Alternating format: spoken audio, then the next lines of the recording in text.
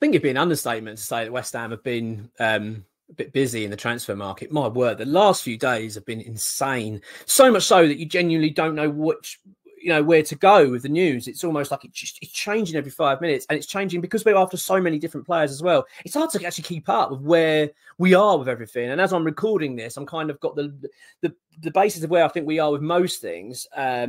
But as I say, by the time you record this and by the time then it's done and put on the channel, it's almost like inevitable that something's changed in that time. It's that ferocious. But look, I just want to try and say where we are. And there's a few sort of big updates, I think.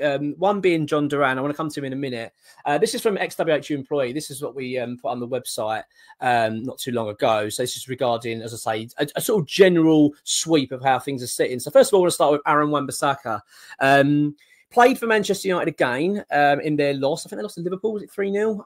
And they were looking pretty poor. But Wan-Bissaka, as we understand it, is getting really close. It's a strange one, this one, because they're still playing him. And it's almost like all we keep hearing is that it's close. It's really close. It's really close.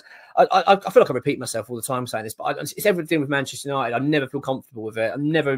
I've got hardly any confidence in dealing with them. It always feels like it's inevitably going to go pear-shaped at some point, because that's how it always seems with them. But look, this is where we are. So this is the update from EXWHUEMPLOYEE, and Wan-Bissaka is close, and the clubs are trying to negotiate a fee still. It's thought that the player has now agreed to join West Ham.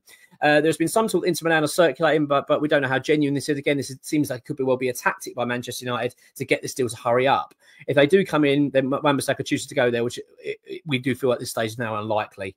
And also, they got Missouri, haven't they, Manchester United, that they want to bring in the Moroccan defender. Obviously, we had the deal accepted for, hence why it sort of started this domino effect and why now we've got Wan-Bissaka. So it feels like West Ham are going to get this deal done. That's as far as we understand at the moment. But the fact he's playing for Man United just doesn't scream that it's close, does it? But from our side, that's what we're hearing, that it's getting closer. So hopefully, my hope is that Wan-Bissaka is going to be dealt with soon and we can get him in, because we want him in for the Celta Vigo game next weekend.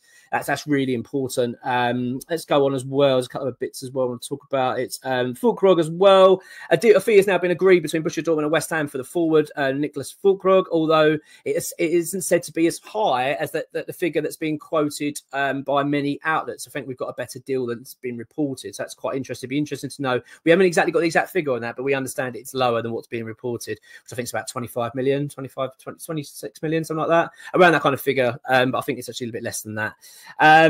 Both the transfer fee and the players' contracts are pretty much all now done. There's a few clauses and bonuses that need sorting out. And yeah, so it does seem that deal is going to move forward, which is very interesting. Of course, Somerville's now done. He signed yesterday. He's now officially a West Ham player. He'll be making his first appearance for West Ham against Celta Vigo, no doubt, next weekend, ahead of his official debut against Aston Villa. So that's a brilliant signing. I'm absolutely chuffed about that.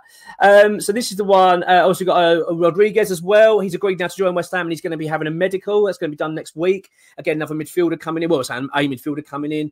Talks about this. I've got another video out today, which is the review for the Aston Villa game, the loss, 3-1 loss, and obviously talking about the midfield in that game, which is a bit worrying at this stage. Thomas Souček in particular, I'm just struggling to see where he's fitting at the moment. I really am. I don't want to feel like I'm picking on Souček, by the way. You can look at that video, and I talk about a fair few players I thought they were poor in that game, but Souček's really, really bad again, awful. And Lopetegui's got no alliance to Souček like Moyes did. Do you know what I mean? Moyes stuck with Souček through thick and thin because it was always, a case of he's my loyal player. He'll always, he's stuck by him, didn't he? He was one of his trusted players. He hasn't got that anymore now, Lopetegui. I don't think he's going to be too bothered about that. He's just going to be watching the performances going, yeah, you're not good enough, you're out. And I'm getting the feeling that's what's going on here with the Rodriguez signing. So as far as we understand it, the deal's all been done, all behind the scenes. He was obviously going to go to Barcelona. Rodriguez is very close, and that then fell through with Xavi leaving the club. So West Ham have pounced a free sign. Obviously, it's going to be sign-on fees, etc. But that's a good signing for West Ham, and that's going to be a medical, I believe, it's going to be early next week. So hopefully that'll be something we can get confirmed on Mondays. As soon as possible, really. You know what I mean? Get it over the line. So Jhon Duran, this is the one that's really big. And this is one I've been talking about for quite some time on this channel. I really do not think this deal is dead. I just don't believe so. Even with Füllkrug coming in, I've got this feeling it's still not gone. I just don't, I don't hold me to that. But that feeling in your gut, you just think, I just don't see us doing all this work and then walking away from it. I really struggle. So the update from EXWHUEMPLOYEE is this. It's quite interesting. Jhon Duran's agents are said to be concerned with the developments that West Ham are making with Fulkrug and are desperate now for Aston Villa to accept West Ham's offer. This is for Duran, of course. Should they do, West Ham will have an interesting dilemma of what they're going to do next. Perhaps something would come with the Fulkrug deal. Maybe one deal will turn into a loan. Perhaps Duran could be revisited in January when he might be costing a bit less. There are a few alternatives now the club are considering. So it looks as though, from an outside looking in here, that pressure's now building on Aston Villa a little bit with regards to selling Duran.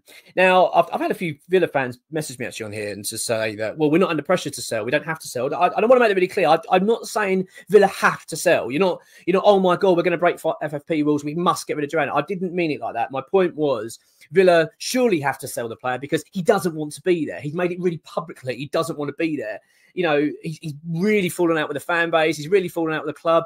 My point is, do you want this player there when you're about to embark on a big season, Champions League football and fair play? It's good to see clubs getting, like Villa get in there and do well. And I hope they do well because, I do. It's nice to see other sides getting muscle in their way. And that's what we want to be doing. So I've got nothing but respect for that. But what my point is, if I'm an Aston Villa fan, I'm thinking, I want to get rid of this player. We don't need this. This is an absolute distraction. And bearing in mind, you're making good money on him. You know what I mean? You're making a good profit.